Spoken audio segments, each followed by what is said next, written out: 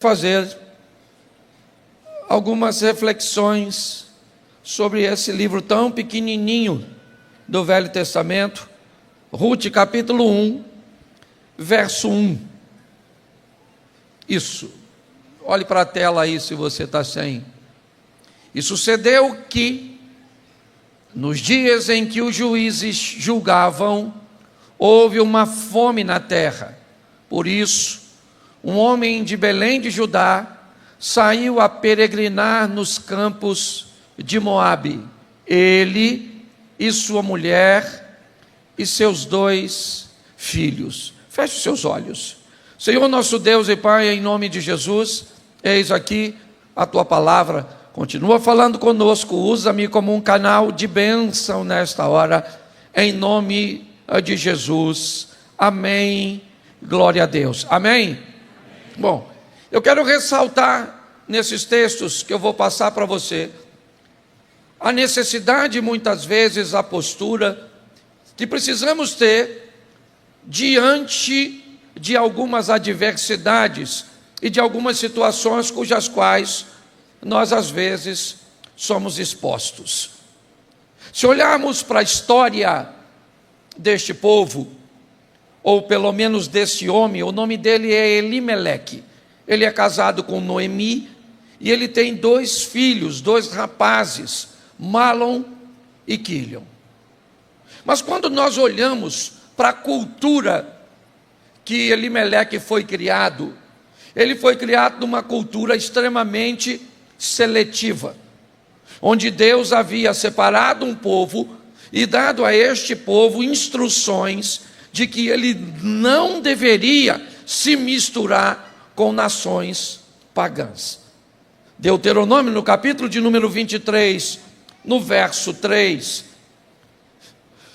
Deus vai dar uma orientação através de Moisés, de que seu povo não deveria morar perto, se relacionar, fazer negócios com outras nações, dentre elas os moabitas, o povo de Moabe.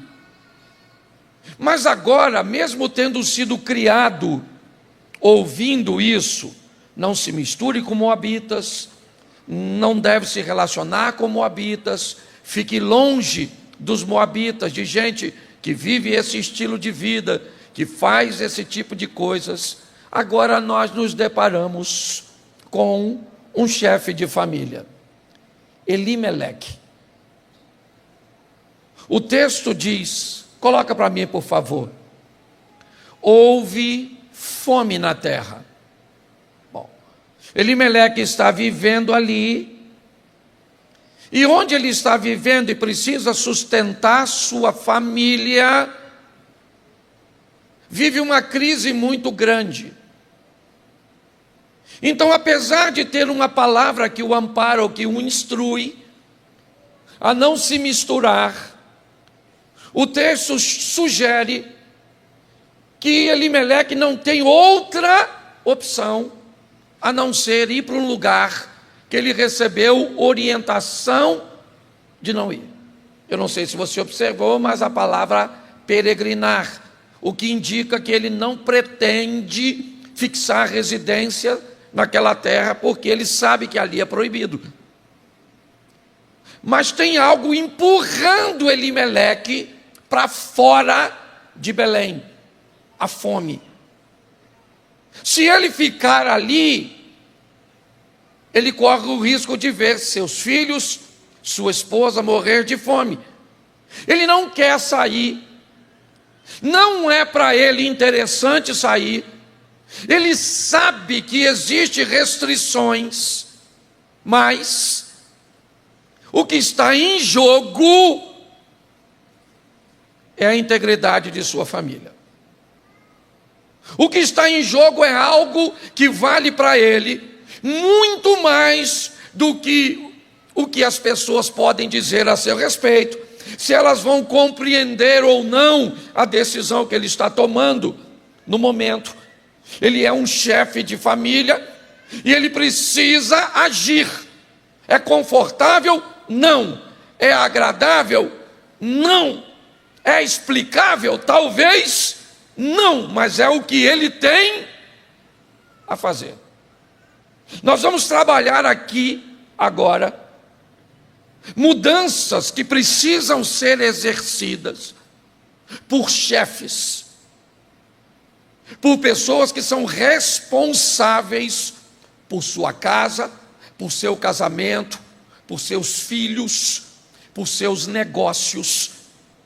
Mudanças que nos expõem a tomarmos decisões desagradáveis, que podem gerar prejuízos momentâneos, mas que são necessárias. É isso. A primeira mudança que nós vamos ver é a mudança da subsistência.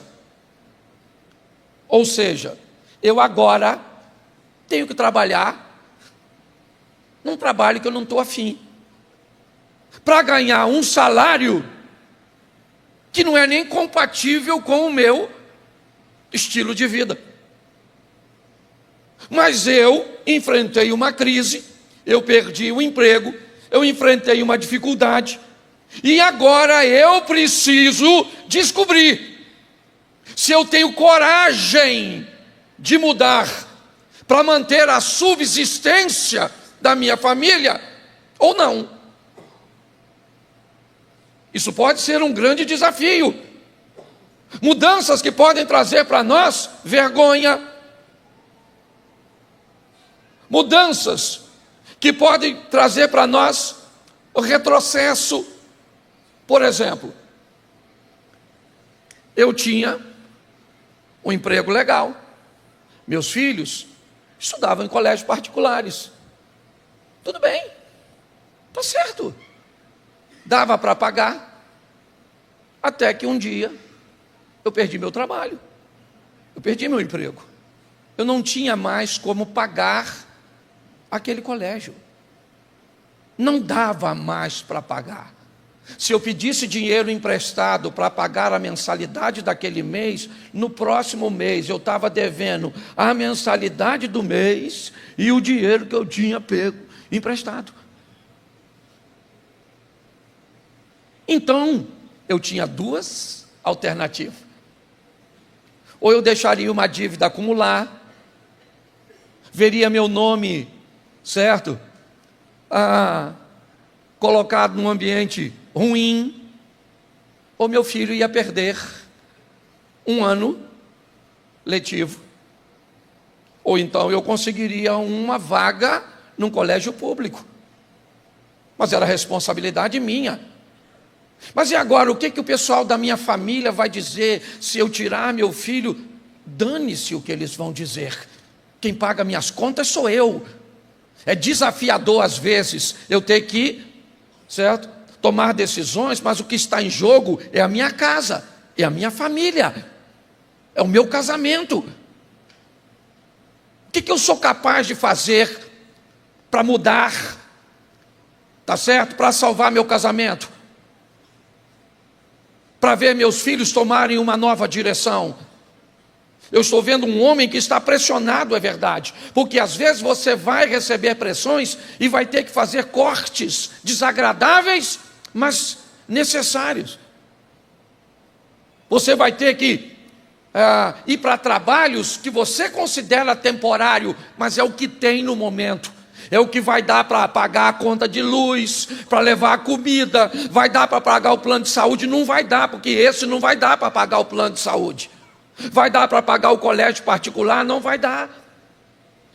Mas são mudanças que às vezes elas são necessárias.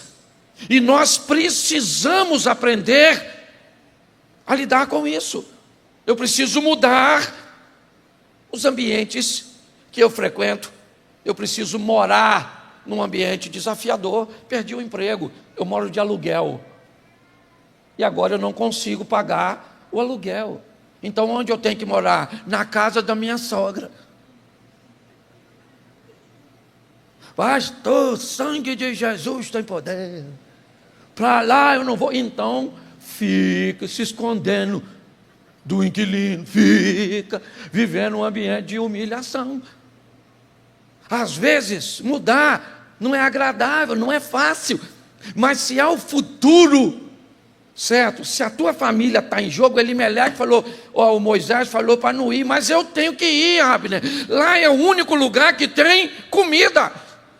Então eu vou levar a minha família para lá, por um tempo determinado, é verdade. Eu sei que eu não deveria estar lá, mas agora aquela situação está me empurrando para aquilo. Às vezes nós vamos viver isso, e precisamos ter coragem para enfrentar esses desafios.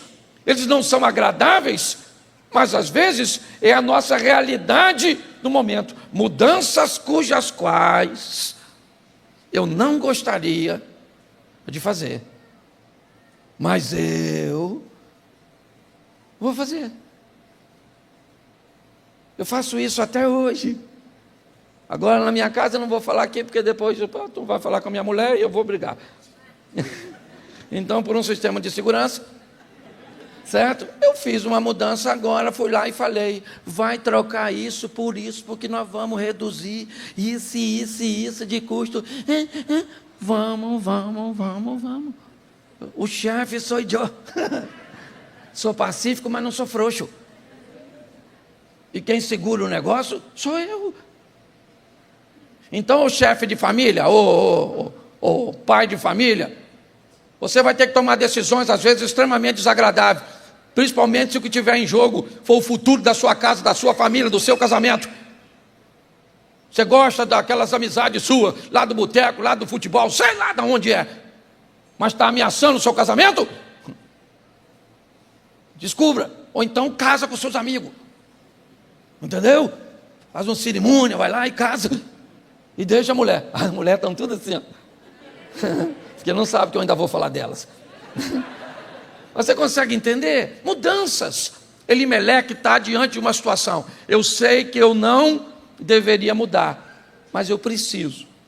Muitas vezes você vai se deparar com situações extremamente desagradáveis que vão exigir de você mudanças para a subsistência.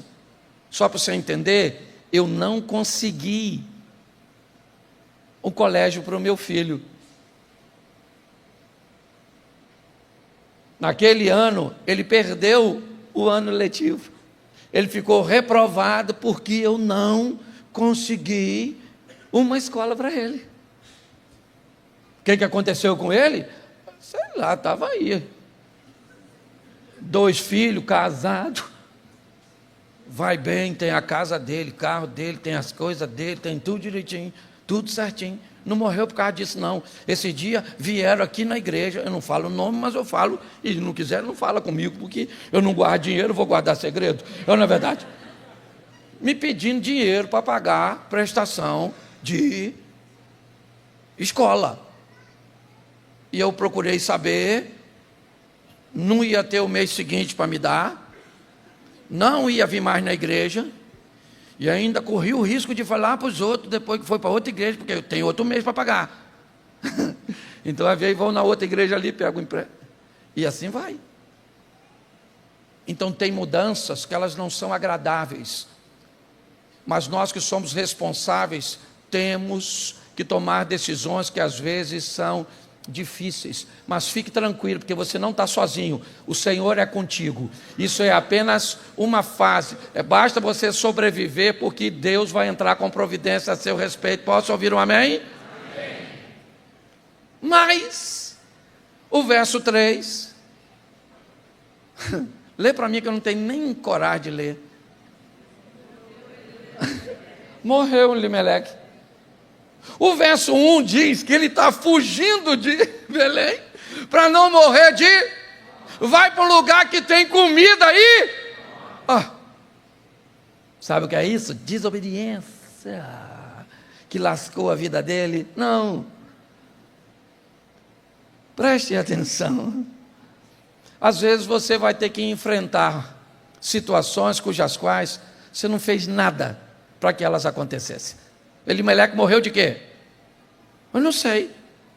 Eu só sei que ele morreu. E às vezes nós vamos enfrentar dificuldades cujas quais nós não causamos o problema, mas vamos ter que lidar com elas. O que você fez para descobrir um câncer ou um câncer num dos seus? Fala para mim. Fala para mim que você vinha na ciclovia de bicicleta. De repente um carro desgovernado invadiu a ciclovia e o cara esses dias chegou no posto de saúde. Isso não é brincadeira, não. No posto de saúde, todo lanhado lá. Sabe o que era? Em frente à igreja batista, ele estava passando, caiu uma jaca nas costas dele aqui, menino. Uma jaca grandona, mas empenou o cara inteiro. Fala se não foi o Satanás que derrubou aquilo. Deve ter sido. O que aquele cara... O cara estava direitinho andando no lugar certo. Chega lá no posto de saúde com a jacada nas costas. Porque acidentes acontecem, sim ou não? E um acidente pode mudar toda a sua vida. Uma doença pode fazer, você não fez nada para ter, nada. Chegou em casa, seu cônjuge simplesmente arrumou as coisas e foi embora. Seu pai resolveu que não quer mais viver com a sua mãe, cara. E agora? Você até ontem tinha um pai, hoje você não tem mais. Até ontem você tinha um lar organizado, você tinha um marido, você tinha uma esposa. E aí? Preste atenção como isso vai exigir de você mudanças. Mudanças impostas por situações cujas quais você não tem controle. Você lembra na época do Collor de Mello? Você é empresário, você lembra muito bem disso? Muitos dormiram um dia com uma estrutura econômica toda estabelecida e acordaram no dia seguinte quebrados. E aí?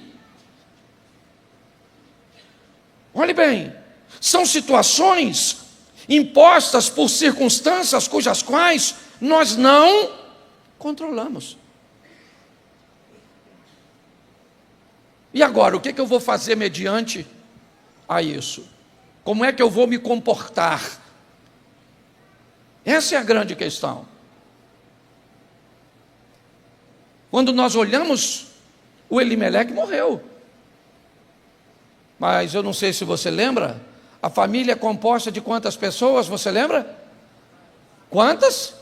Então morreu o marido, mas ainda tem...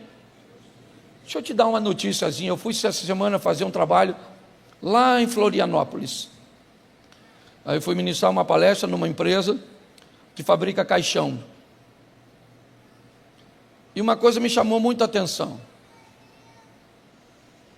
Só não dá mais para reagir quando a porta que se fechar for a do caixão.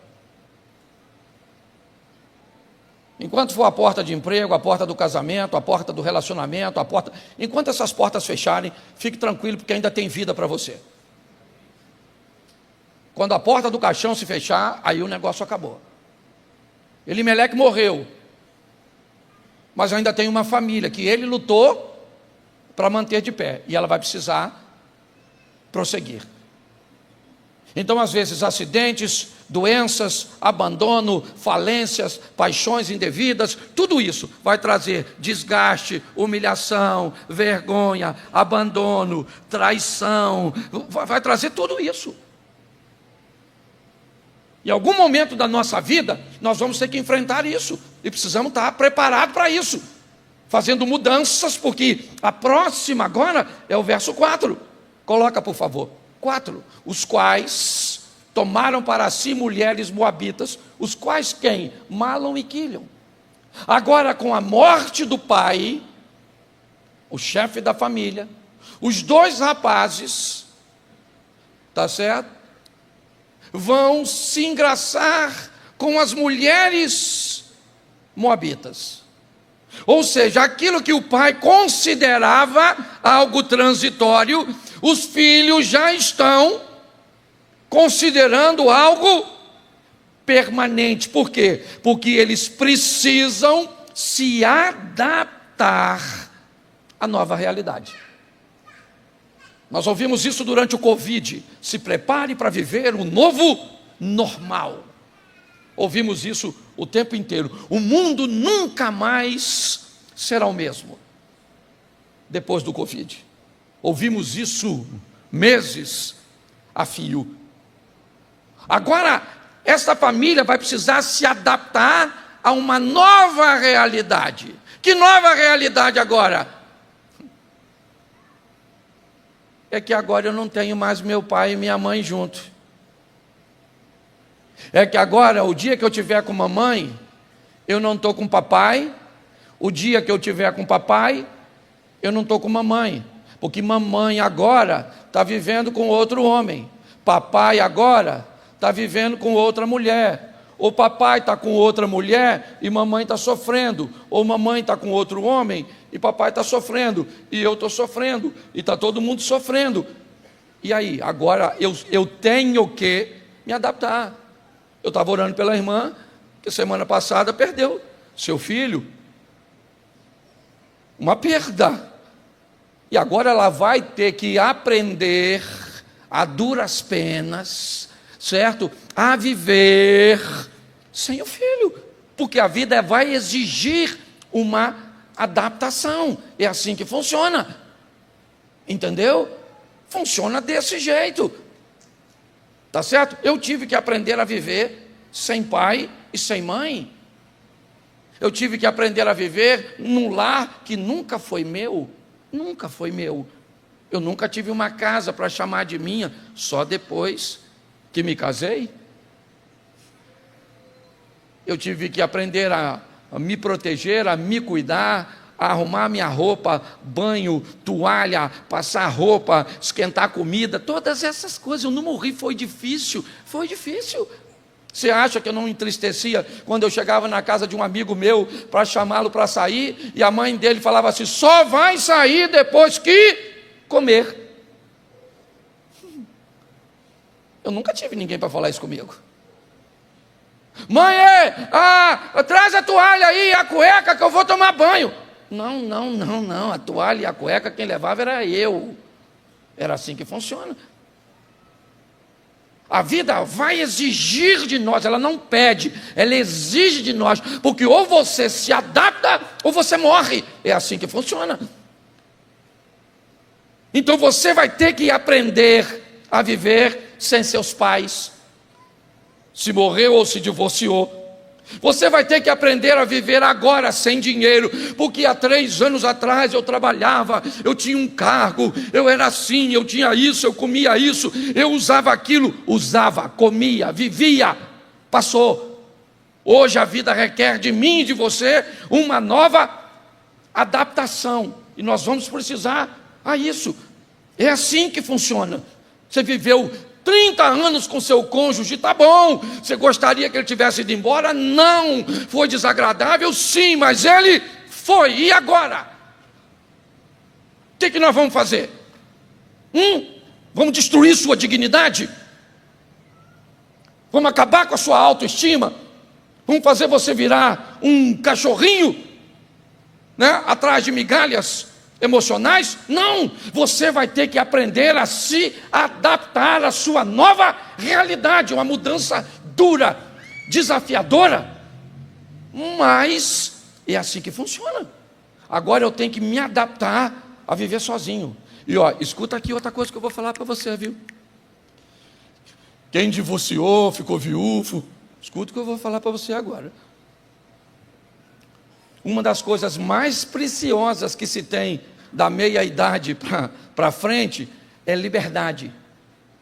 Se você ficou sozinho, arrume outra pessoa o mais rápido possível, porque senão você não vai querer arrumar mais. Porque agora você não precisa dizer onde vai, que hora chega, quanto custou, você não fala nada. Essa turma que está há muito tempo sozinha não quer mais, sabe? Não quer não. Pensa, você é dono do seu nariz. Então você tem que se adaptar a viver sozinho. Perdeu a grana, o prestígio, normalmente também vai perder as visitas, os amigos. Agora ninguém mais liga para tu. Agora o churrasco tu não vai. Tem que aprender a viver. É uma nova adaptação. Esses meninos agora, eles vão viver isso. Ficaram ali quase 10 anos, se casaram e o que aconteceu? Morreram. Você pode notar, só morre homem.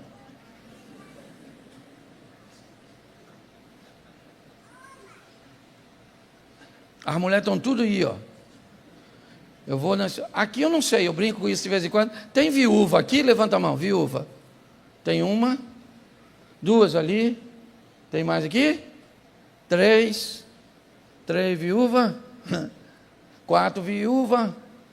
4 viúvas. 4 só. Então, aqui as mulheres são legal. Mata pouco. Levanta a mão, viúvo.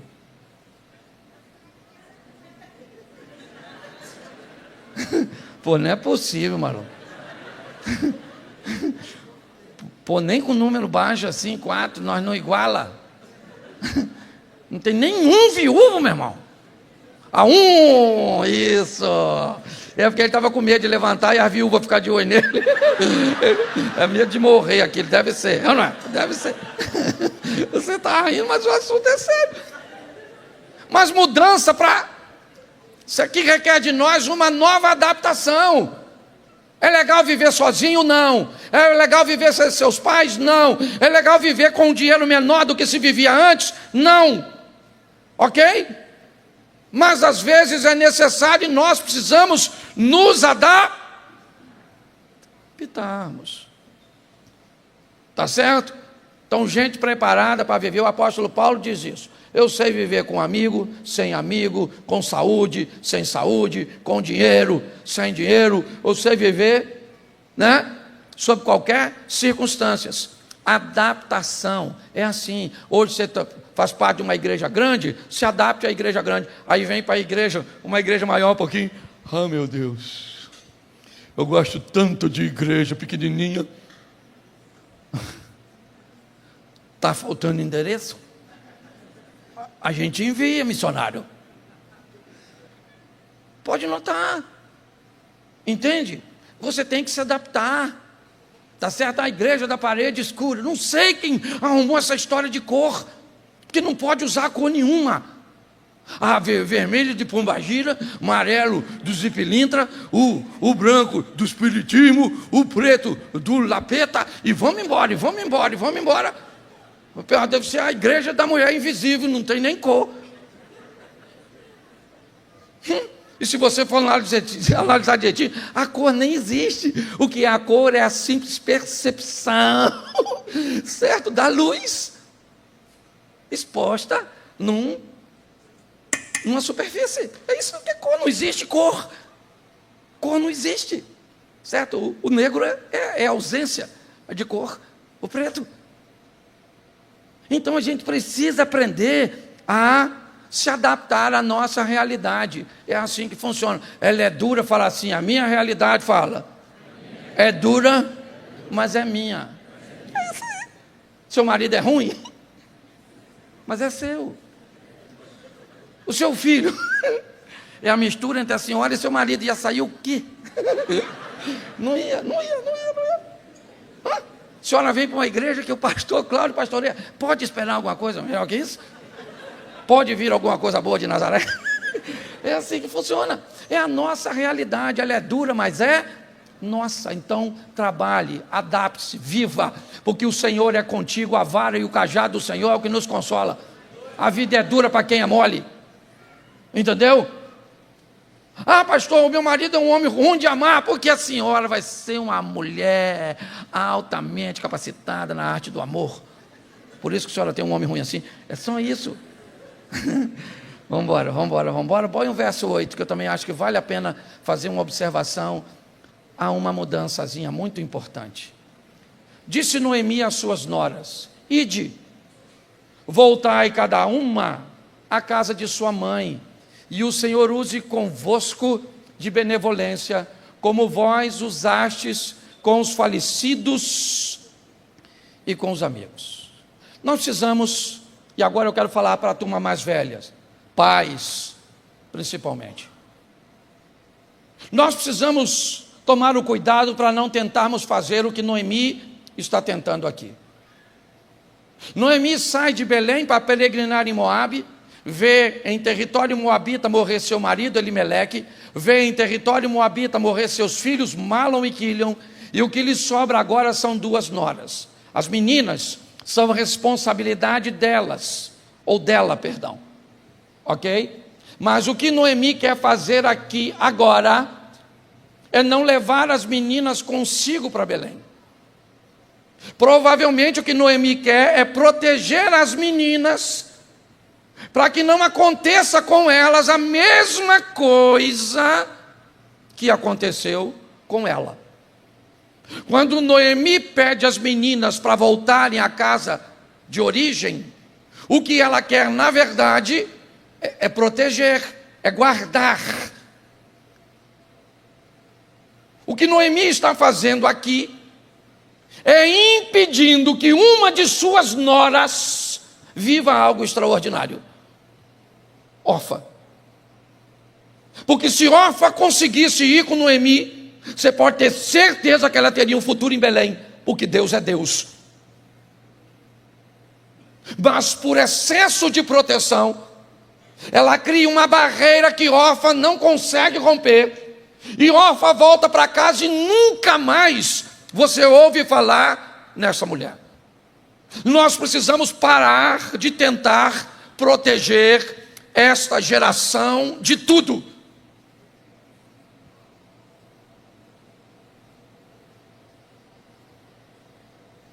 Quem aqui furou o pé com prego? Cortou o pé no caco de vidro? Quem aqui subiu na árvore para apanhar uma fruta e o galho quebrou? Quem aqui já comeu bicho de goiaba, bicho de manga? Isso aí.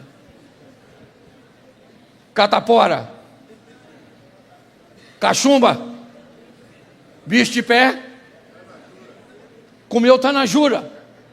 É isso aí. Certo? Teve piolho. Lembra da tal da tiriça? Ficava amarelinho? Quem teve? Isso aí. Você morreu? Morreu nada. Morreu nada. Hã? Seu pai chamava você de burro às vezes? Chamava? No colégio você tinha assim um apelido? Rolha de poço, se você fosse gordinho. Chupeta de baleia. Eu tinha testa grande, era testa de marquise. Cabelo de fogo. Lembra disso? O que era isso? O que era isso? Bullying o quê, rapaz? Bullying era negócio de fazer café nessa época. Isso era palhaçada, encarnação, brincadeira. É ou não é? Levou cascudo quando pegou a pipa dos outros. Não era assim que funcionava? Não é? Era ou não era? Isso aí. E pronto. Hoje. Nossa. Quantos fora você levou de menino que você queria namorar na escola? Que a menina falava, sai pra lá, rapaz. Feioso. Né, Zia? Lembra, Zia? Lembra? Lembra, Diogo? Lembra? Você deu sorte que a Aline gostou de você. Lembra, Cílio? Levamos fora, ninguém queria, e pronto, beijava espelho. Era aí a nossa realidade. Abraçava a travesseira. Isso, bananeira, essas coisas.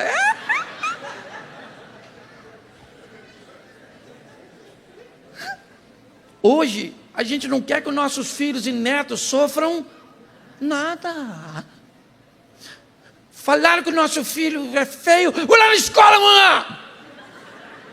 Mandar demitir professora, diretora, ministra da educação, porque mexeram com o meu, a minha menina. Perturbar outro, poxa. É ou não é? Uma geração, ele não precisa sofrer tudo que nós sofremos. Hoje minha netinha estava lá agora, finalzinho da tarde. Estou falando, menino, olha essa escada, menino, olha essa escada, escada. Puf! Dou uma cabeçada. Que ovão assim. Vai chamar quem? O gelo. Chama o gelo, iceberg. Bota na cabecinha dela e gritava. Ainda bem que minha nora é tranquilona. E toma ali gelo, E a mulher mesmo estava lá pulando de novo, esqueceu até. Eu falei, agora só não bater no mesmo lugar. Mas é verdade. Hoje as pessoas estão com dificuldade, certo? O perigo faz parte de uma vida saudável. Entendeu? Nós precisamos deixar, logicamente, prestando atenção, mas deixar nossos filhos tomarem decisões que às vezes eles vão errar. E outra coisa, eternos dependentes. Você cria um ninho tão confortável. Esse dia a mulher falou comigo, não, pastor, meu menino está com febre. Quando eu olhei para ela, eu falei, ela não tem idade para ter filho menino. Ou então essa velha é bem assanhada. Porque ela já estava, minha mão, estava bem assim. Aquela senhora que o CPF dela deve ter uns 3 números só, de tão antiga. E aí eu perguntei qual era a idade do filho. Tinha 35, bro. Falei, ela deve ser mãe de Peter Pan. O garoto não quer sair de... Lógico que não quer! Entendeu? Nós precisamos mudar, treinar essas pessoas, essa garotada, para aprender a lidar com coisas difíceis, com problemas, com brincadeiras desagradáveis, com dores, com perdas. É assim que funciona, senão uma turma de traumatizado. Menino, gostou da menina, a menina dá um fora nele, ele vai para casa. Não sabe mais quem é, se é homem, se é mulher, não sabe mais nada. Não sabe. Sua mãe gritava com você, lá de longe. Te arrebento, garoto!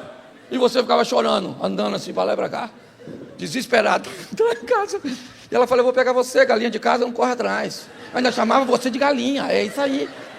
E você continua homem, é isso aí.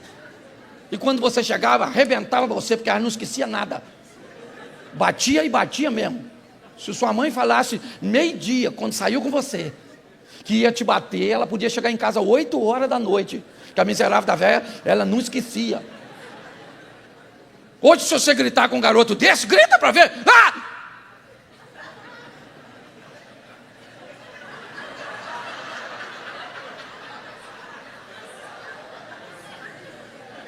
Doutor, vim trazer. Meu menino, o que foi? Caiu, foi atropelado, o que aconteceu? Não gritei. Dá outro para ver se passa, outro grito. Você está rindo, mas é sério. Ele já tem. Gente, você tomava Danoninho? Fala sério. Eu vou acabar achando. Você tomava Danoninho? Fala sério, Danoninho. Iogurte.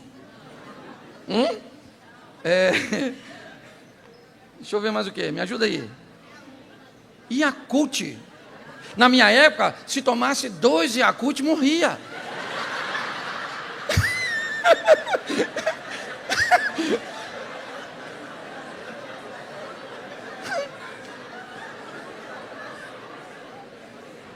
Hoje, abra a geladeira, seu menino tem Yakult, iogurte, queijo, mussarela, Coca-Cola, refrigerante, suco, isso, aquilo, chocolate, isso, tudo. Tem ou não tem? Televisão? Tem! Você, sua casa. Nós dormíamos numa cama tão apertadas que sonhava o mesmo sonho. Não tinha espaço para 2 sonhos, não. Não tinha, Poliana, não tinha, não. De manhã cedo você conversava. Sonhou o quê? Eu sonhei só a metade, a outra foi para tu. De tão apertado que as coisas eram. E chegamos até aqui, louvado seja o nome do... Então vamos botar essa nova geração. Umas mães bobas. Meu menino. Não pula, não, pula, garoto, pula, alpinista. Esse dia teve um daqui que não pulou, ele voou. O pai esqueceu de pegar, porque pai é assim, né? O menino pula,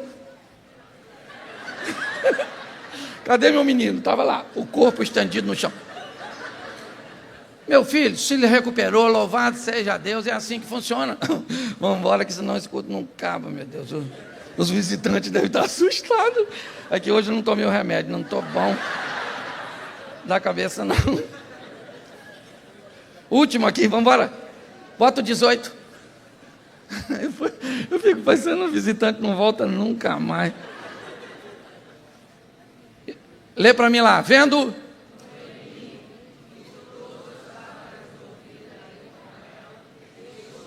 Preste atenção, o tempo da mudança, ele também tem prazo para terminar. A vida começa a requerer de você, seu cônjuge começa a requerer de você, suas finanças começam a requerer de você, seu relacionamento com Deus começa a requerer de você, seus filhos começam a requerer de você uma mudança de postura. E eles vão aguardando. Quando Noemi está dizendo às suas noras para irem embora, ela faz isso de forma sequencial. Meninas, vão embora. Não dá para ficar comigo, eu sou velha demais. Não tenho mais condições de ter filhos. Vai embora, meninas, vai embora, vai embora, vai embora.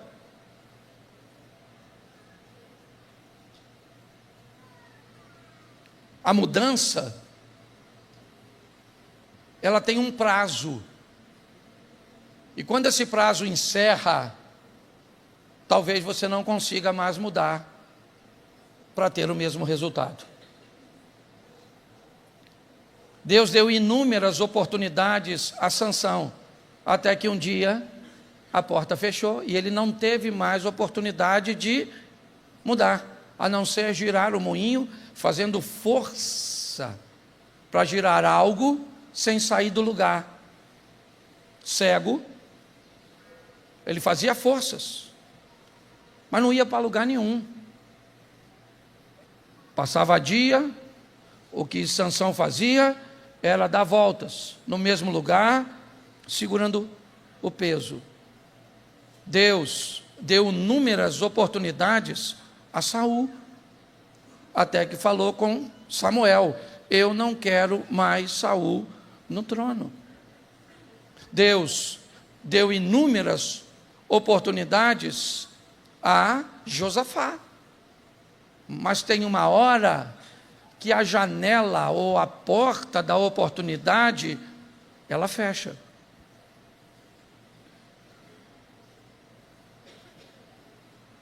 Quando Noemi notou que Ruth estava decidida, ela parou de falar, acabou. A decisão de mudança de Ruth fez com que aquela postura de Noemi recuasse. Foi o que Ezequias disse: agora eu estou decidido a fazer uma aliança com o Deus de Israel. Pronto.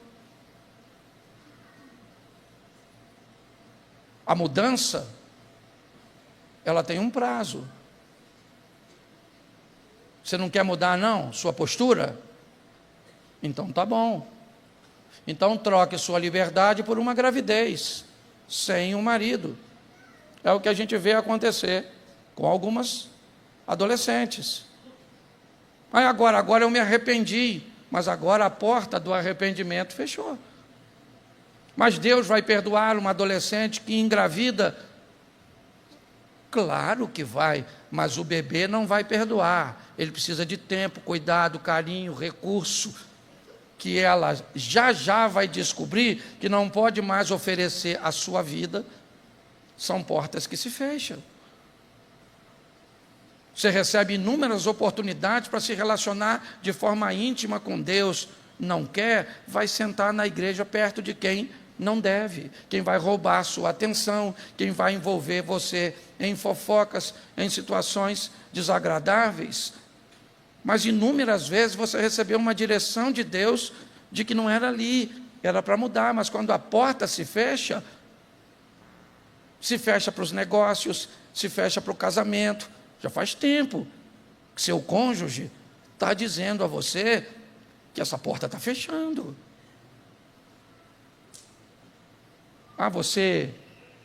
Não acredita que vai fechar? Então espera. Espera. Uma hora a porta fecha. Então, a verdade é que a vida é sua. Ela é sua. Foi Deus que te deu.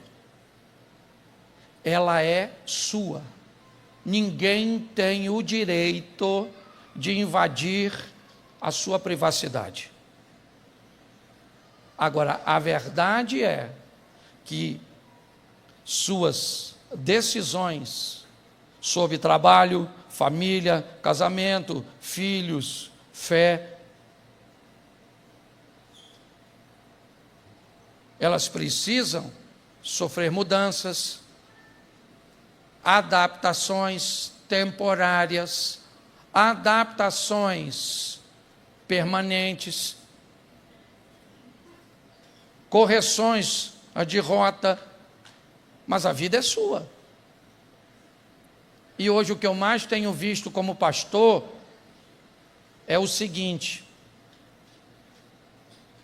são gente que vão morar no céu. A gente vê o coração da pessoa.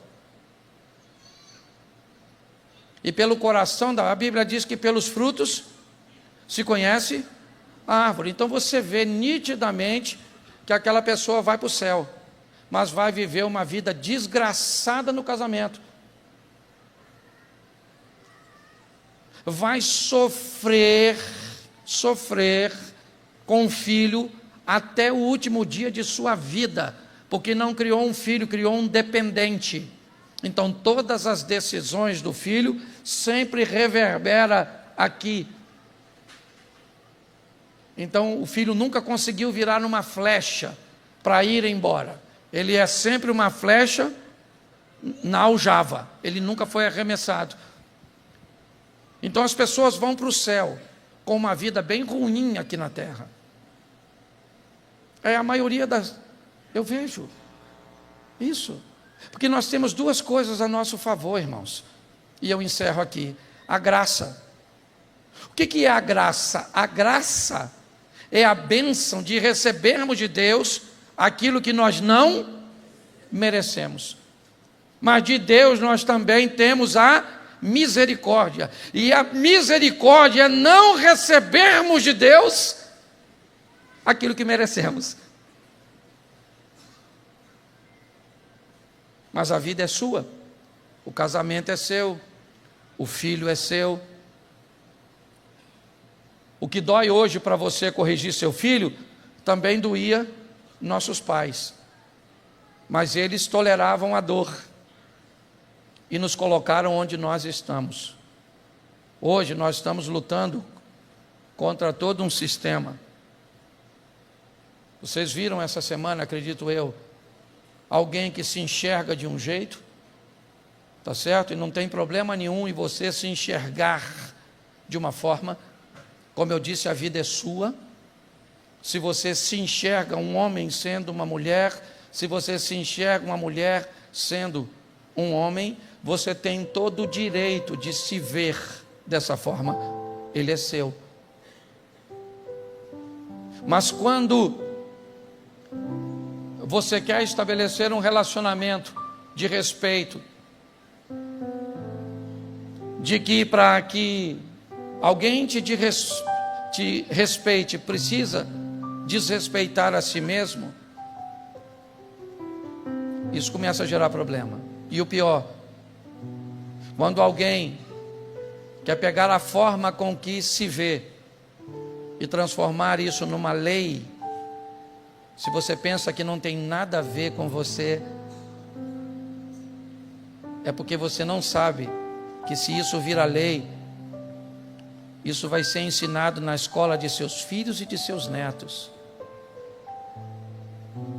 Então, às vezes, eu acho que hoje não existe mais isso, mas antigamente era muito comum.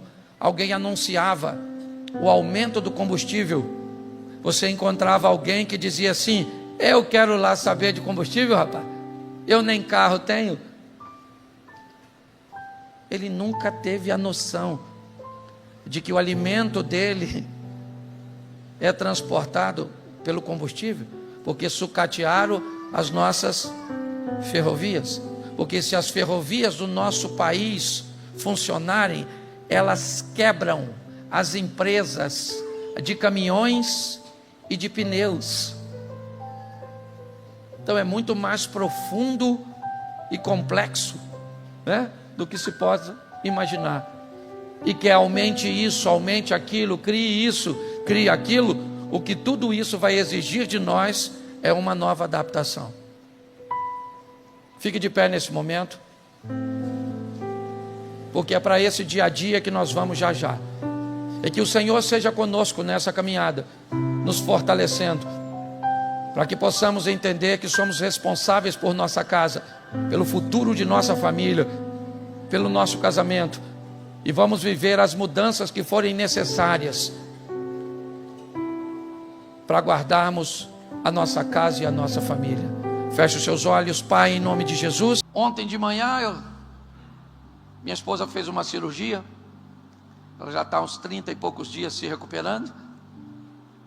E eu fiquei uns 4, 5 dias deitado com ela. Só levantava para atendê-la e ficava deitado. Confesso que depois de 3, 4 dias, eu achei que eu tinha feito a cirurgia. Já estava até com os sintomas, certo? Mas ontem, ela falou: Cláudio, olha isso aqui. E eu olhei, alguém montou na internet uma fala minha de um produto de beleza. Pegaram a imagem da minha mulher, mas tu não está entendendo. Mas destruíram ela. Pegaram o rosto da bichinha, parecia um maracujazinho. Se eu visse minha mulher na rua, eu nem perguntava a idade, porque pelo rosto, Silmar, CPF dela devia ter uns 3 números só, de tão velha que ela era. E aí então, e pior, a minha voz narrando de que eu descobri um produto, e no final botou ela legalzinha. Mas ela não quis saber da última foto, ela quis saber e se você acertar, a culpa de quem foi? Daquele vídeo está na internet, eu te dou um doce. É lógico, o real infrator sempre sou eu, certo? Então a gente vive o tempo inteiro debaixo disso. Esse é o ambiente que nós vivemos. Ele é hostil, é verdade, mas é o nosso tempo. Aproveite, querido. Você não gosta de viver não? Então morre. Esse dia a mulher falou comigo: pastor, homem nenhum presta. Eu falei: a senhora está rodada, hein? Conhece os homens tudo, dona. Homem nenhum presta, eu imaginei. Até eu, Silmar, olhei e falei: será que já peguei? Não lembro. Tinha medo, mas eu não vi ninguém assim, querendo me matar, escondido atrás do armário. Certo? Essas coisas assim, parecia que eu ia morrer. Não, tá certo? Não estou recriminando essas doenças, tá certo? Eu acho até que elas devem existir. Estresse, nunca tive um amigo meu estressado. Esse negócio de anorexia, não tinha nada disso não, certo? As crianças não tinham alergia à comida.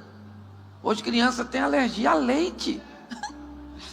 De onde eu venho, nós tínhamos alergia à fome. É verdade.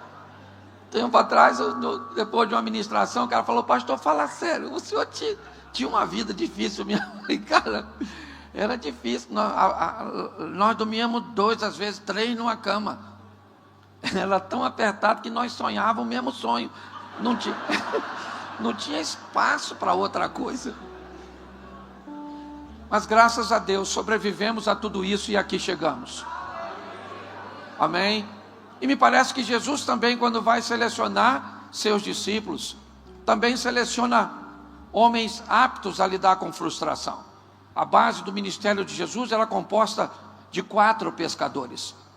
Homens preparados para saírem, trabalharem a noite toda, empregarem esforços ou esforços, dedicação, e voltar com seu barco vazio. Lavar suas redes, comer alguma coisa, dormir, porque à noite nós vamos pescar de novo.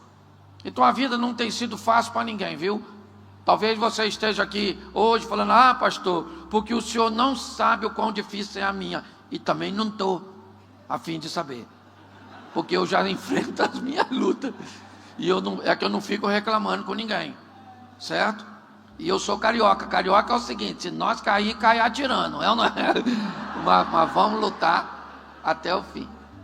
Então eu quero ver com vocês hoje a história de um homem que estava vivendo uma situação extremamente desafiadora.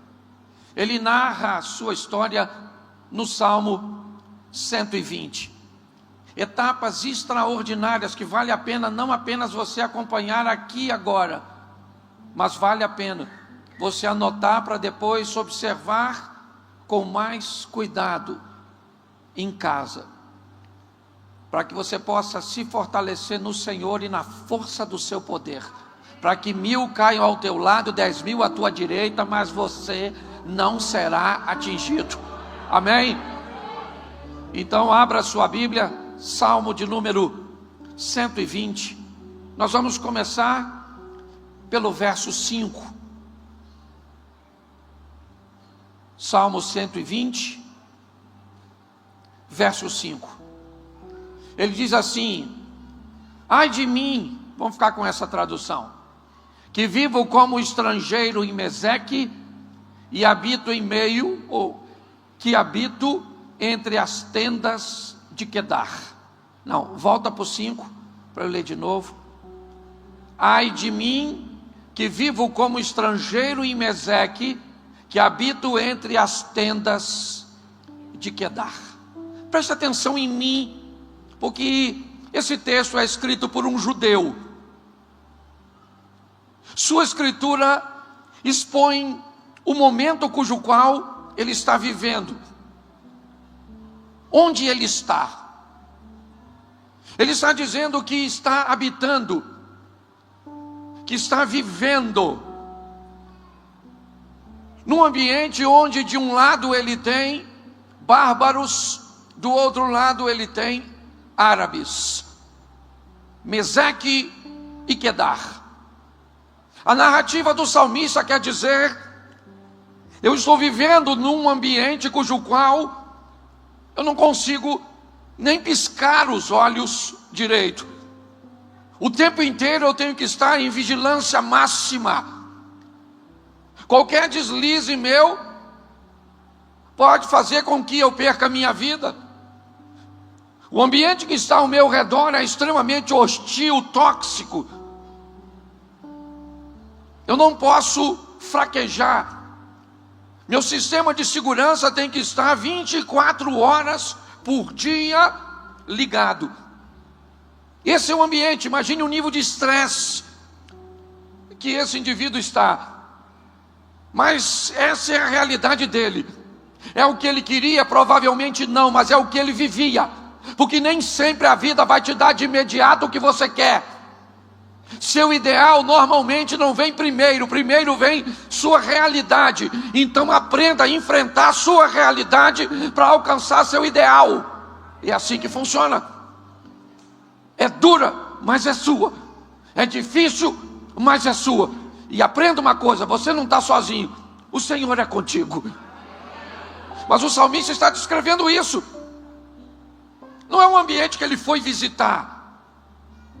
Eu estou vivendo, eu estou habitando nessa situação.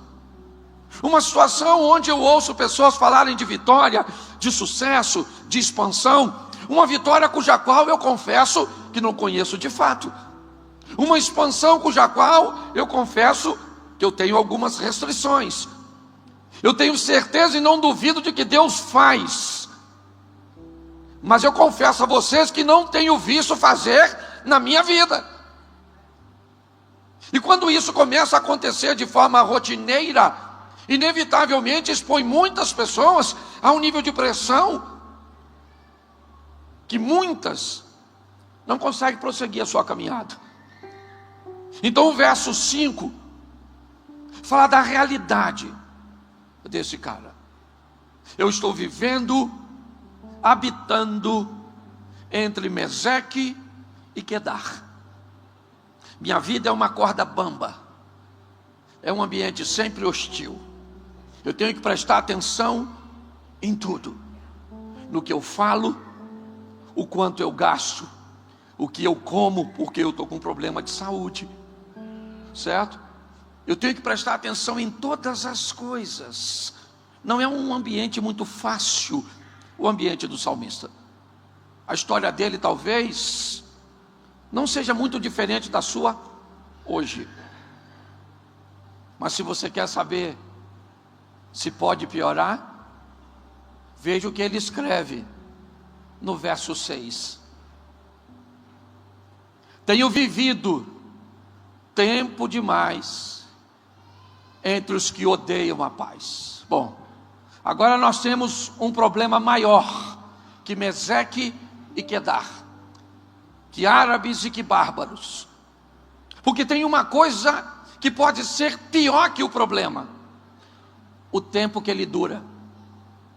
A duração do problema pode ser muito maior que o problema em si.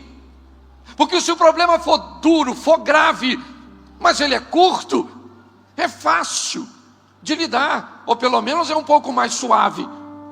Mas o salmista está dizendo: eu estou vivendo tempo demais num ambiente onde as pessoas odeiam a paz. É lógico, ele é judeu, ele tem um problema, certo, com os bárbaros, que não têm leis, que são violentos, que são pessoas que não têm princípios. E eu tenho problema com os árabes que querem me matar. Essa é uma briga que já dura séculos. Deixa eu te fazer uma pergunta. Se você for ao mercado comprar 5 quilos de arroz, e você mora mais ou menos 3, 4 casas depois do mercado, aproximadamente 50 metros, você consegue levar o saco de arroz de 5 quilos com facilidade até a sua casa, uns 50 metros, sim ou não? Isso. Mas se você mora a 1 quilômetro, se você mora a 1 quilômetro, você até vai levar, mas provavelmente depois de 100, 150 metros, a mão já começa a doer, a sacola já fica pesada. Alguém botou peso na sacola? Sim ou não? Ela continua pesando 5 quilos? Então o que está fazendo diferença? O tempo que você está carregando. O tempo que se carrega pode ser pior do que o que se carrega. Provavelmente Deus te trouxe, eu trouxe alguns aqui hoje para dizer: está na hora de jogar isso fora, está na hora de parar de carregar isso, porque isso nem mais é um grande problema. O problema, na verdade, é o tempo que você resolveu carregar essa mágoa, esse ressentimento, essas lembranças negativas. Ele diz: tem tempo demais que eu estou nessa situação, carregando isso, tendo que lidar com essas lembranças, com essas coisas desagradáveis, porque é óbvio que o diabo vai se aproveitar disso. Esse dia uma mulher falou comigo: pastor, eu vou falar uma coisa para o senhor não vai acreditar, mas quando meu marido chega perto de mim, uma voz falha no meu ouvido tudo o que ele faz. Eu falei: só por curiosidade, essa voz não fala nada da senhora, não?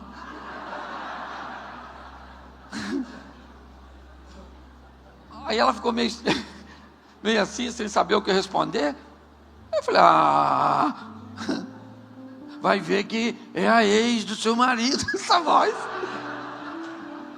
Ou a ex-namorada dele, sei lá.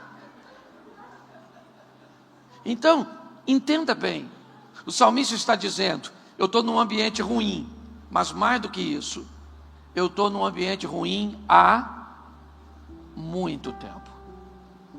Há muito tempo eu vivo no meio de gente que odeia a paz. Você já tentou manter paz com esse tipo de gente? Já tentou pedir perdão mesmo você estando certo?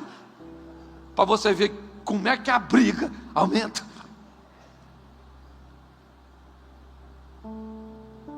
Mas já que descobrimos onde ele está e quanto tempo ele está, que hora, né? É hora de olharmos como ele está. Como é que fica alguém que está vivendo num ambiente desse há muito tempo? Como é que vai viver um ser humano debaixo de uma pressão tão grande?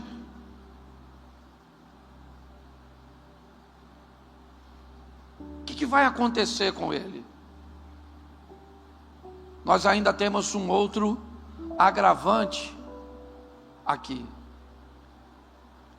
Eu estou no lugar ruim há muito tempo e pior, às vezes sozinho, às vezes sozinha, às vezes olhando o sono dos outros e o nosso não vem, a tranquilidade dos outros e nós tomamos um remedinho para se acalmar. O salmista no Salmo 1, ou no versículo 1 do Salmo 120, coloca por favor, 120, na minha angústia. É obviamente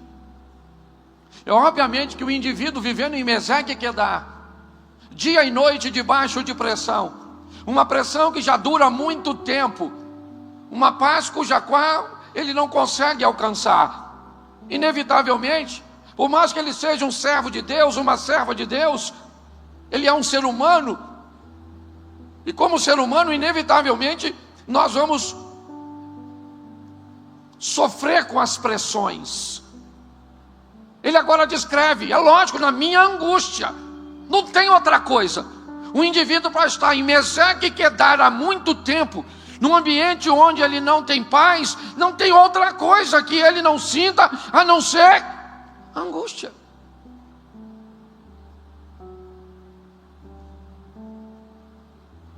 Ele está angustiado. E ele diz, na minha angústia, clamei ao Senhor, e Ele me respondeu nessa tradução. Em outra, me ouviu. Eu confesso a você que eu gosto mais da tradução me ouviu, porque me parece que até o presente momento não aconteceu nada na vida do salmista, mas ele tem um Deus para ouvi-lo. Ter alguém para te ouvir, ou ser alguém que pode ser usado por outra pessoa para ouvi-lo, é um dos maiores tesouros que alguém pode encontrar. Ele diz, eu clamei ao Senhor e Ele me ouviu. Alguém parou para mim, alguém se importou comigo. A grande confusão em algumas situações onde Jesus passava, é que Ele parava para atender pessoas improváveis. Ele parava para prestar atenção em gente que ninguém estava nem aí. E de repente ele parava a sua comitiva, mandava chamar a pessoa, parava, quer saber quem me tocou. Ele parava para prestar atenção naquelas pessoas que ninguém presta atenção. Então se você acha que ninguém presta atenção em você, Deus está te vendo, Ele te trouxe aqui. Então pare de achar que você está sozinha, porque talvez você esteja realmente sem ninguém, mas o Senhor é contigo e Ele disse que estaria conosco todos os dias, e se Ele disse, Ele estaria. Então não desanima não, reúne essas forças suas. Há muito tempo eu vi uma história que eu gostei muito. Um cavalo caiu num buraco. E era muito apertado o buraco. Era fundo. E não tinha como fazer com que uma corda transpassasse por ele, porque era muito justo. E o proprietário do cavalo para que ele não sofresse demais diversos dias, morrendo ali de inanição, ele parou um de seus funcionários e disse: eu não vou colocar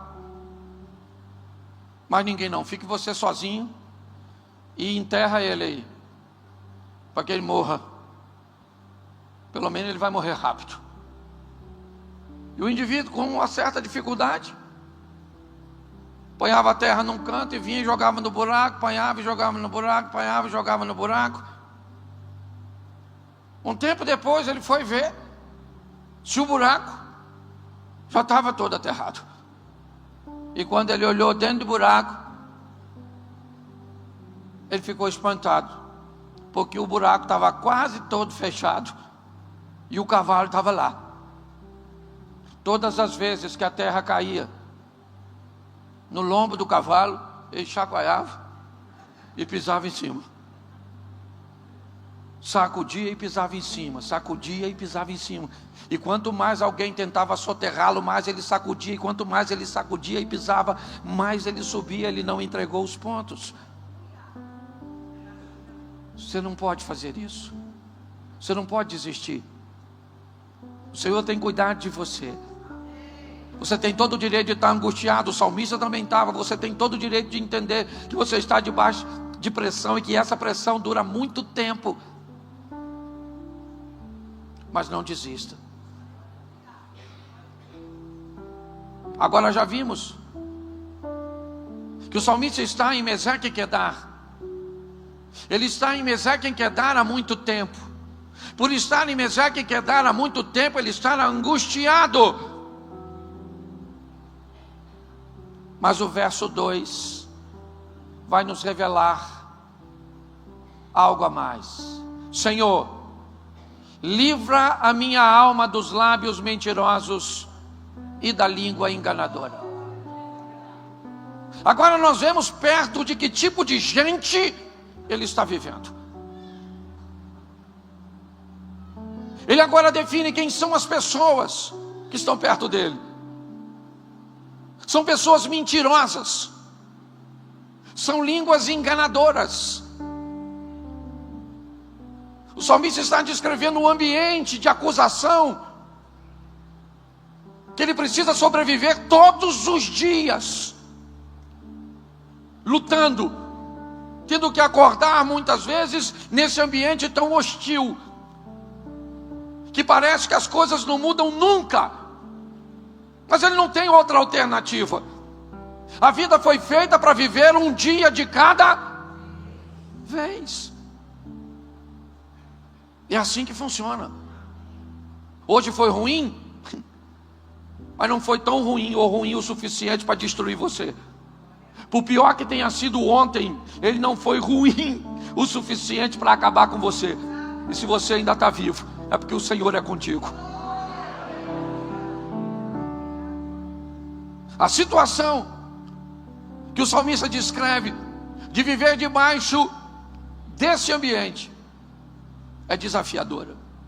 Note que é um passo a passo.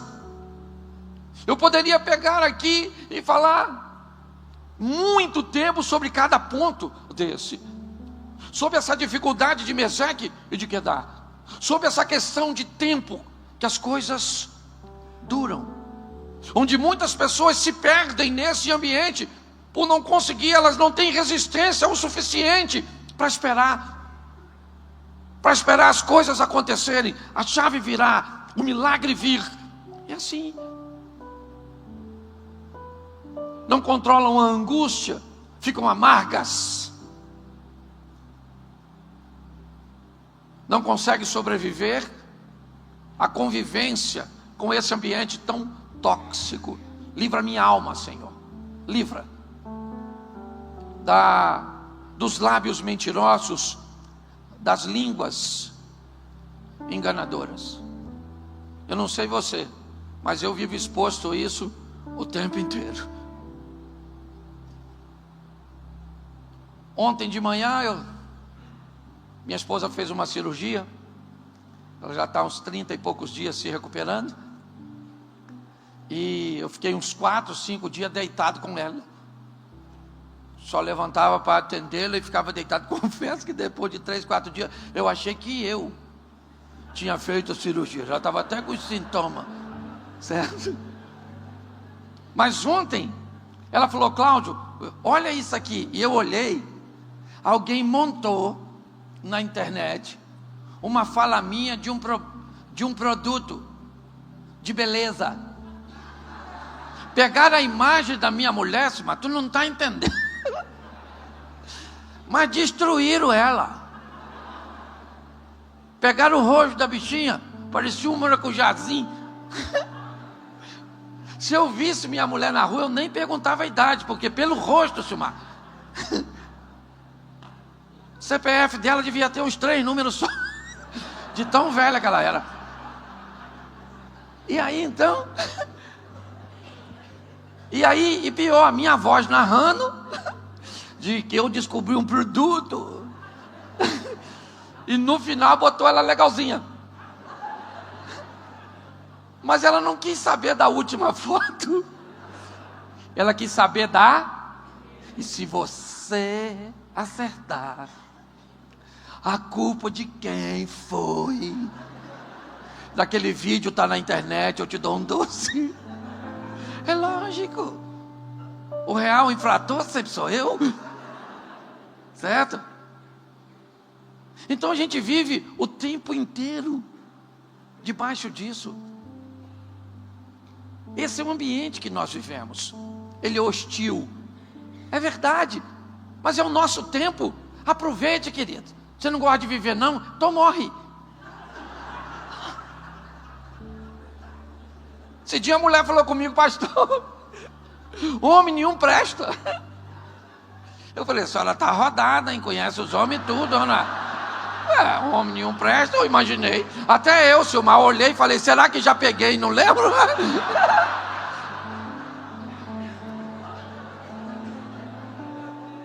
Ô meu irmão, você tem que aprender a lidar com as coisas. Elas não são fáceis. E Jesus disse que não seria. No mundo tereis, mas ele disse: mas eu vim para que tenham vida e a tenham em. Então a vida é abundante, o sofrimento é pontual. Se a sua vida é sofrimento abundante e vida pontual, você inverte tomada. Como é que funciona a vida? Você vive pra caramba, de vez em quando dá uma sofridinha, para dar uma equilibrada no negócio. Tem gente que não. Sofrimento abundante e de vez em quando aí fica embotada, triste, chateada. É assim que funciona. O salmista está descrevendo isso. Eu estou habitando no meio desse tipo de gente há muito tempo. Estou angustiado, é o que ele diz. Mas o verso seguinte diz algo extraordinário: que te dará ou que te acrescentará a língua enganadora. Bom, nós já vimos onde ele está, Meseque e Quedar. Nós já vimos que ele está há muito tempo em Meseque e Quedar. Nós já vimos que por estar em Meseque e Quedar há muito tempo, ele está angustiado. Entendemos que ele está angustiado nesse ambiente, em todo esse tempo, pelo tipo de gente que está perto dele. Mas agora vamos descobrir que tipo de gente é o salmista. Porque às vezes o ambiente que vive ao nosso redor tem uma função apenas: desvendar de fato quem nós somos. Olha o que o salmista vai dizer. Ele ainda não disse, mas esse é o texto que ele faz uma pergunta: que te dará ou que te acrescentará a língua enganadora? O que eu quero que aconteça com essas pessoas que me fazem tanto mal há tanto tempo? Que eu gostaria que acontecesse com essas pessoas. Agora não vai falar delas, vai falar dele.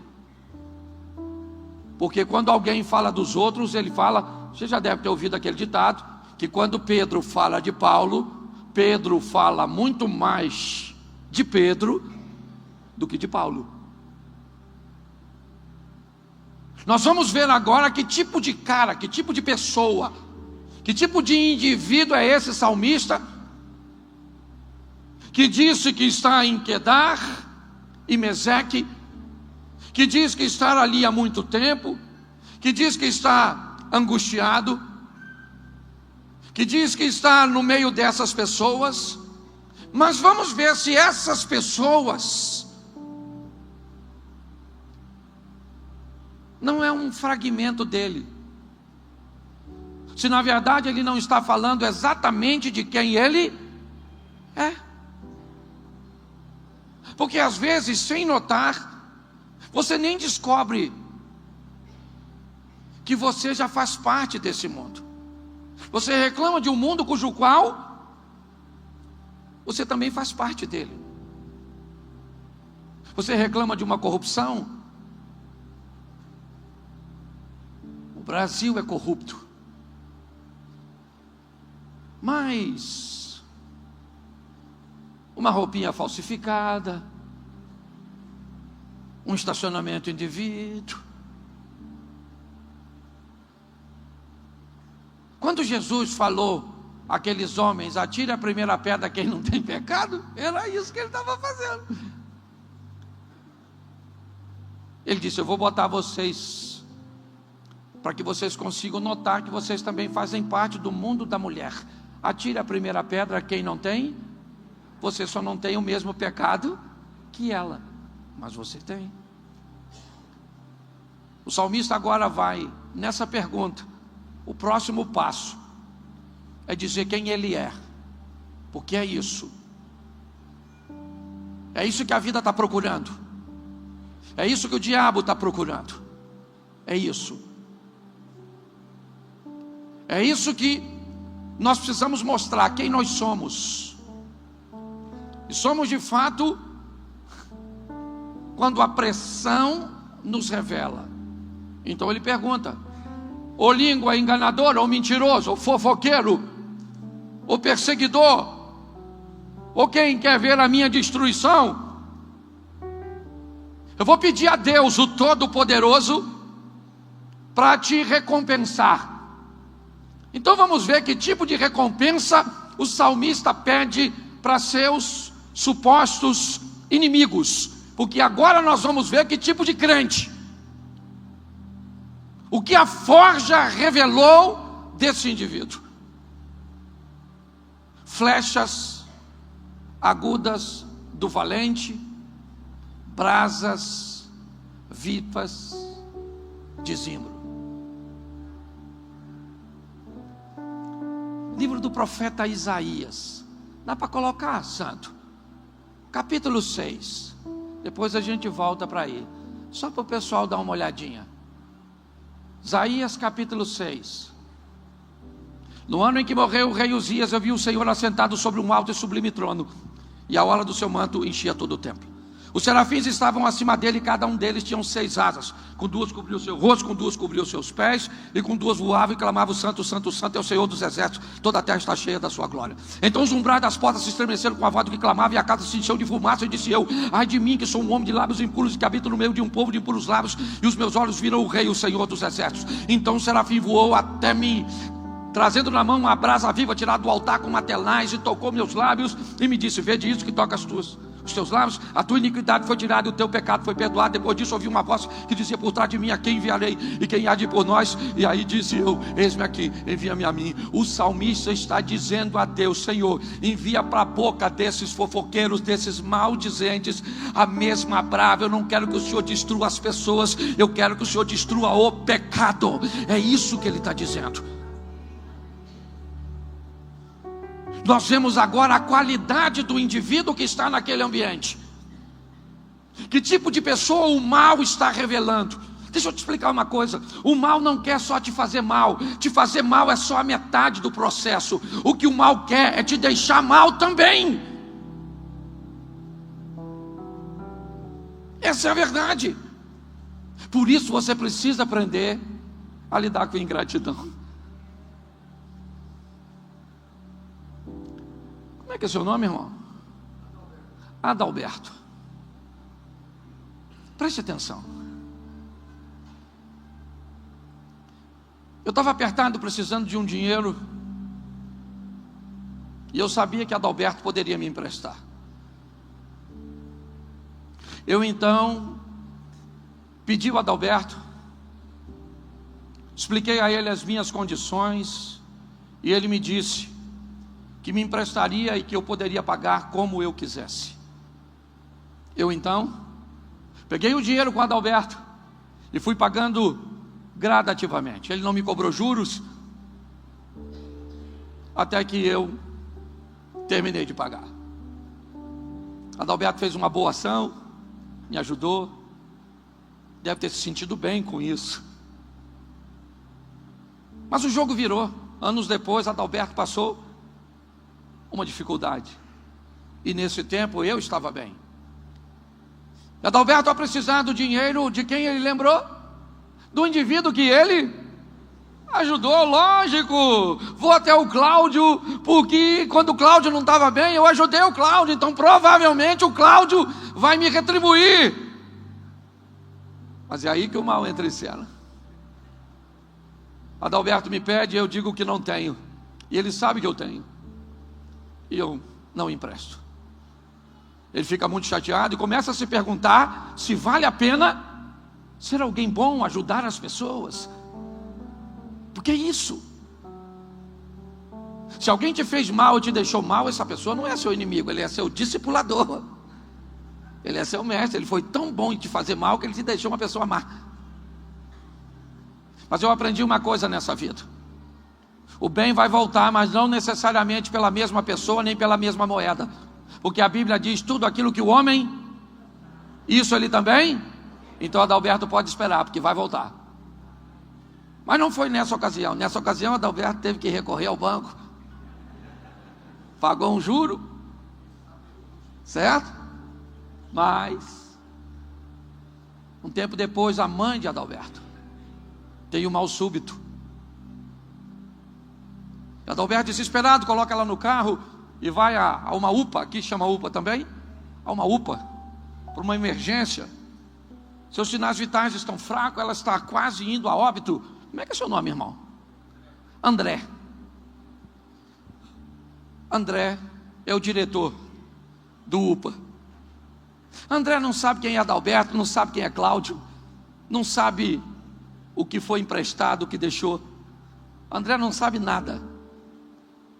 Mas chegou a hora, Adalberto, de receber o que você fez, porque vale a pena prosseguir fazendo o bem. Não desanime porque alguém te deu uma pernada, não desanime porque alguém te traiu. Erga a cabeça, levante-se, siga em frente. André não sabe por quê, mas quando o André olhou para Adalberto, alguma coisa disse para André: vai lá e vê o que está acontecendo com esse cara e faz o que puder por ele. Então André sai de lá e pergunta: o que houve, rapaz? Ele diz: minha mãe está aqui, a fila está grande, eu preciso que ela seja atendida, olha como ela está. E o André diz: ô gente, abre aí, vamos embora, entra aí meu filho, empurra essa moça, vamos atender essa dona aqui. André não sabia nada. Aliás, André às vezes nem crente é.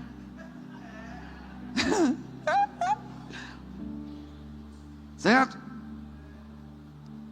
Mas se eu não estiver preparado para isso, caminhada de fé não é para gente mole não, meu irmão. Nós vemos agora esse camarada pedir: Senhor, manda para a boca dessa turma, certo? Flechas agudas do valente, brasas vivas de zimbro. Eu acho isso extraordinário, porque isso determina quem ele é. Quem você é? Eu sei quem você é na igreja, mas quem você é Quando você sai daqui pro dia a dia, pro embate, onde o bicho pega, meu irmão. Na sua casa, fala sério. Quando dá vontade de você torcer o pescoço de um, dá vontade de você também? Tempo atrás eu fui estacionar meu carro, eu tinha dado 3 voltas, irmão, 3 voltas no estacionamento, quando de repente um filho de Deus resolveu sair. Eu liguei o alerta para eu entrar. Meu carro é grande. Quando o cara saiu, eu não sei de onde veio aquele indivíduo, Tiago. O cara surgiu do nada, parecia um foguete. Vou nem falar o carro, que é para não magoar ninguém. Mas o bicho entrou de uma vez só. Devia ser piloto de rali, eu sei lá quem era aquele cara. Ou era o Satanás que estava dirigindo, eu não sei. Eu sei que o cara, quando eu olhei, ele já estava abrindo a porta. Tu não está entendendo? Eu vou falar para você o que eu senti. Eu falei, eu vou abrir a mala, eu vou pegar minha chave de roda, eu vou quebrar o vidro dele, o para-brisa, eu vou arrancar ele pelo vidro, Tiago. Eu vou esfregar a cara dele naqueles vidros. Depois eu vou falar, agora fica, não precisa sair mais, que eu vou embora. Mas isso foi uma coisa muito remota, porque o cara que saiu lá de dentro não está entendendo o tamanho do cara.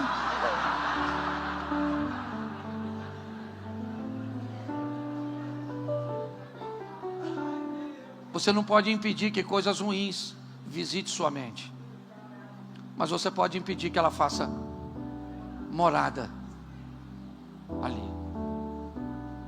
Parece que a história acaba nos 7 versículos do Salmo 120. Mas eu gostaria de mostrar a você vagarosamente. Eu não vou falar, eu já estou terminando. Mas eu quero te mostrar a sequência dos primeiros versículos dos 6 salmos seguintes. Também são salmos das peregrinações. Mas um cara que sabe ou aprende a viver em Meseque e Quedar. Um cara resistente para sobreviver isso há muito tempo. Habilitado a viver com os efeitos desse ambiente. Porque tem gente que acha que não deve sentir nada. Esse dia eu fui num culto dessas igrejas do fogo mesmo. Cantaram um hino que o Daniel dormiu deitado no leão. Eu falei que o pessoal aqui fuma o quê? Eu falei, isso é crack. Não é possível. É lógico que o cara estava com medo. É lógico que estava difícil. Então não tem nada de errado você hoje se sentir apreensivo com a situação que você está enfrentando. E é por isso que Deus te trouxe aqui. Porque Ele sabe que sem Ele você pode desistir, você pode fraquejar. E a vara e o cajado do Senhor é o que te sustenta, é o que te mantém de pé. É assim que funciona. Coloca, por favor, o verso 1 do Salmo 121 e dá uma olhadinha. Um cara que sobrevive em Meseque aprende a lidar com essas coisas, vence a angústia, aprende a lidar com esse tipo de pessoas, certo? Clama a Deus para dar às pessoas a recompensa do bem. Ele é alguém que eleva os olhos para os montes, porque ele sabe de onde virá o seu. E um cara que faz isso, ele pode também dizer o primeiro versículo do Salmo 122, que diz o quê? Alguém que faz isso, olha aí, 122. Alegrei-me quando me disseram, vamos à casa do... Isso, apesar de tudo isso, eu ainda estou de pé. Bom, se ele pode dizer isso, por que não dizer o verso 1 do Salmo 123, olha para onde ele olha: para ti que habita nos céus, levanta os meus. O bicho está pegando aqui embaixo, mas eu estou olhando lá para cima, porque é do céu que vem o socorro do Senhor. Não é mágica, é resistência. São pessoas firmes, fortes, que não azedam seu coração. Então nós vamos dar uma olhada no verso 1 do Salmo 124. Põe aí: se não fora o Senhor que esteve ao nosso lado, ora diga Israel. Põe o 2. Se não fora o Senhor que esteve ao nosso lado, quando os homens se levantaram contra nós. Olha o que esse cara está falando. Vamos ver o que diz o 125. Põe aí: os que confiam no Senhor serão como que não, mas permanecem. Bom, preste atenção. E se eu já passei por tudo isso, uma hora a luta tem que ir. Então, 126, verso 1. Quando o Senhor trouxe dos cativeiros, é que lá estava piscando o inimigo. Quando o Senhor trouxe do cativeiro o que? Estávamos como os... Vamos embora. Verso seguinte. Então, a nossa língua de... Então, presta atenção, não somos nós que estamos dizendo, são os outros que estão falando a nosso respeito. Então, entre as nações, Meseque, Quedar, fofoqueiro, linguarudo, essa turma toda, entre as nações se dizia o quê? Grandes coisas fez o Senhor por estes. E aí então, grandes coisas fez o Senhor.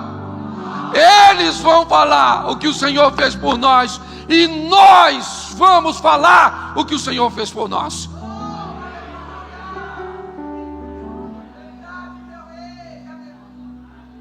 É muito mais sério, porque já já esse culto acaba e você vai embora sozinho. Eu não vou contigo, lamento muito. E aliás, tem gente que você nem gostaria que fosse, mas vai. Tem umas pessoas que vai, E cuidado que você pode estar rindo de você. Alguém olhou para a sogra agora e fulminou. Olha só. Eu quero que você fique de pé nesse momento.